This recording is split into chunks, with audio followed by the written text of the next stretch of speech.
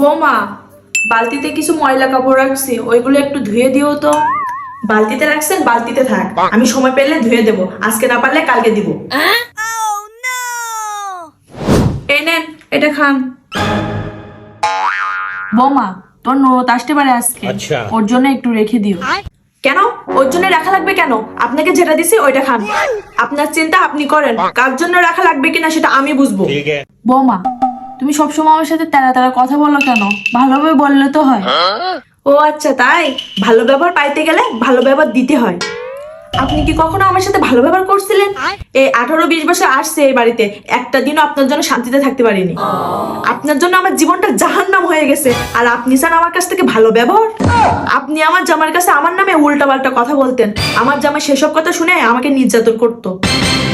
মাঝে মাঝে মনে হইতো এই সংসার ছেড়ে চলে যায়, কিন্তু যেতে পারতাম না আমার বাচ্চাটার মুখের দিকে তাকিয়ে। শুনেন মা, সব মেয়েরা কিন্তু বাপের বাড়িতে কাজ কাম শিখে আসে না, শ্বশুর বাড়ি এসে আস্তে ধীরে শিখে। কিন্তু আপনি আমাকে শিখানো তো দূরে যাক, আমাকে উঠতে বসতে কাজের খোঁটা দিতেন এবং আমার বাবা মাকে দোষারোপ করতেন।